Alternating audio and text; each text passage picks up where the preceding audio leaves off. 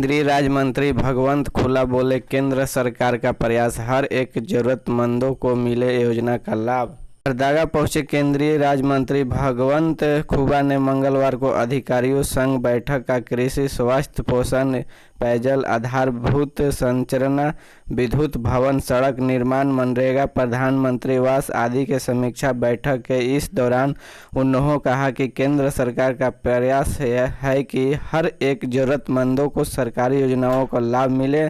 इस दिशा में तेज गति से कार्य हो रहा है। इसी का परिणाम है कि कई जरूरतमंद इस भी हो रहे हैं।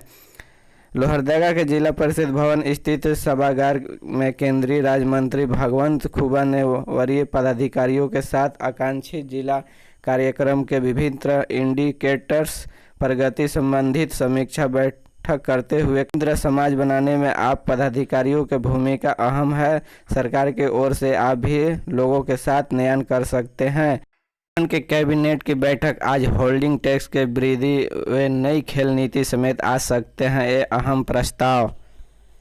झारखंड के हेमंत सोरेन सरकार की कैबिनेट की बैठक आज मंगलवार को दिन के 4 बजे से शुरू होगी। हालांकि आचार संहिता की वजह से इस बार भी कैबिनेट के फैसलों की जानकारी मीडिया को नहीं दी जाएगी। बताया जा रहा है कि कैबिनेट की बैठक में होल्डिंग टैक्स की बढ़ोतरी और नई खेल नीति समेत कई महत्वपूर्ण मुद्दों पर प्रस्ताव आने की उम्मीद है। कैबिनेट की बैठक में आ सकते हैं ये प्रस्ताव। झारखंड कैबिनेट की बैठक आज 4 बजे से होगी। कैबिनेट की होने वाली बैठक में कई प्रस्ताव आने की संभावना ताई जा रही है। इसमें होल्डिंग टैक्स की बढ़ोतरी, मरांग गोम के परदेशीय छात्रवृत्ति योजनाओं के संशोधन, नई खेल नीति सहित अन्य प्रस्ताव शामिल हैं। सूत्रों के अनुसार कैबिनेट में नगर विकास विभाग की झारखंड नगरपालिका संशोधन विधेयक 2021 का प्रस्ताव आ सकता है। इसमें रांची सहित राज्य के सभी शहरी निकाय होल्डिंग टैक्स में 10 से 15% की बढ़ोतरी का प्रस्ताव है कि नगर का निकायों में होल्डिंग टैक्स का जमीन में सर्किल रेट के आधार पर तय होगा। झारखंड हाईकोर्ट में राहुल गांधी का कवेक्सिंग याचिका पर सुनवाई हुई। 5 मई तक राहत बरकरार। मोदी नाम वाले सभी व्यक्ति पर अपमानजनक टिप्पणी करने के मामले में घिरे कांग्रेसी नेता राहुल गांधी की ओर से दायर कवेक्सिंग याचिका पर झारखंड हाई कोर्ट में मंगलवार 26 अप्रैल 2022 को सुनवाई हुई। संजय कुमार त्रिवेदी के कोर्ट में सुनवाई हुई। इस दौरान आगामी 5 मई 2022 तक राहुल गांधी के अंतरिम राहत को बरकरार रखा गया है।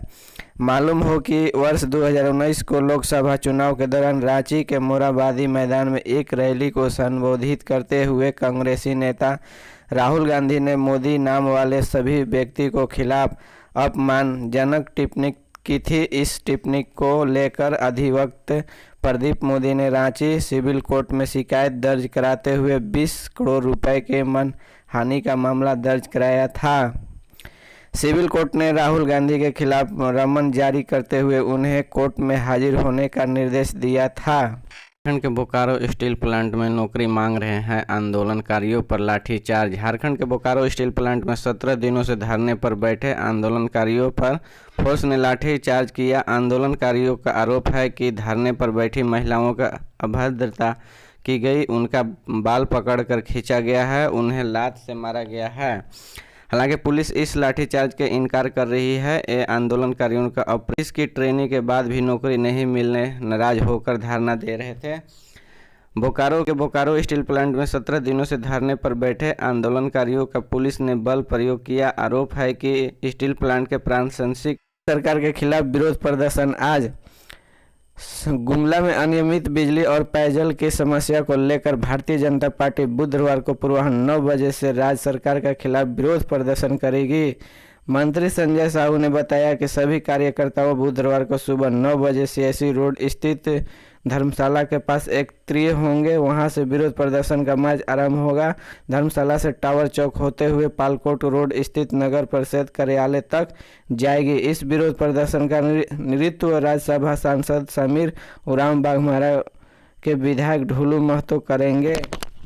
झारखंड में बिजली संकट पर बोले सीएम हेमंत सोरेन, विभाग को दी गई अतिरिक्त राशि समस्या से जल्द मिलेगी निजात। इन दिनों बिजली का संकट उत्पन्न हो गई है। इस समस्या से लोगों को निजात दिलाने को लेकर हेमंत सरकार गंभीर दिख रही है। जहां झारखंड कैबिनेट की बैठक में डीवीसी और एनटीपीसी को 1690 करोड़ की टैरिफ सब्सिडी देने का प्रस्ताव को मंजूरी दी है, जिसके तहत से राशि को बकाया भुगतान किया जा रहा है। वही सीएम हेमंत सोरेन ने राज्यवासियों को जल्द इस संगठन से निजात दिलाने का आश्वासन दिया है।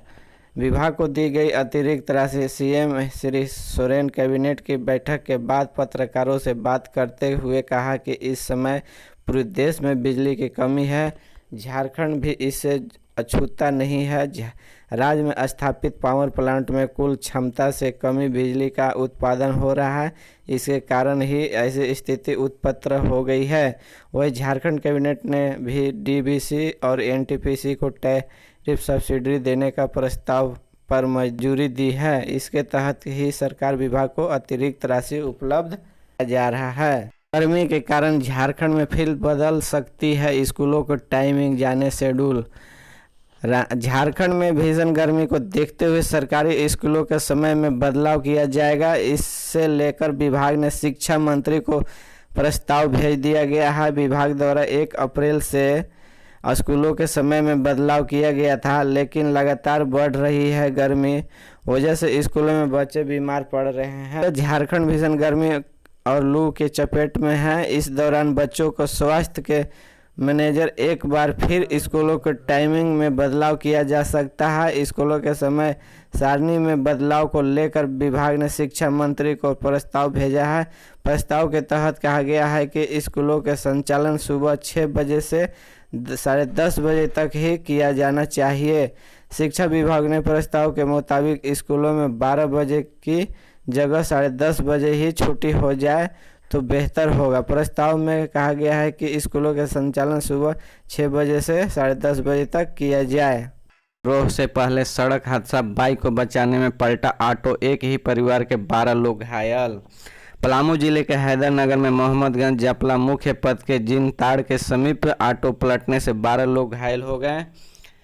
इनमें से 6 वर्ष से 10 वर्ष तक के 4 बच्चे शामिल हैं। ये सभी शादी समारोह के शामिल होने के लिए जा रहे थे। इससे पहले सड़क हादसा हो गया। ऑटो ड्राइवर लव कुमार ने बताया कि वह मोहम्मदगंज के बेगमपुरा गांव के एक ही परिवार को लेकर जपला जा रहे थे। जिनताड़ के समीप एक बाइक को बचाने के दौरान ऑटो अनियंत्रित होकर पलट गया। इससे ऑटो पर सवार सभी लोग घायल हो गए। इन्हें अस्पताल में भर्ती कराया गया। पलामू के हैदरनगर में सड़क हादसे में एक ही परिवार के 12 लोग घायल हो गए हैं।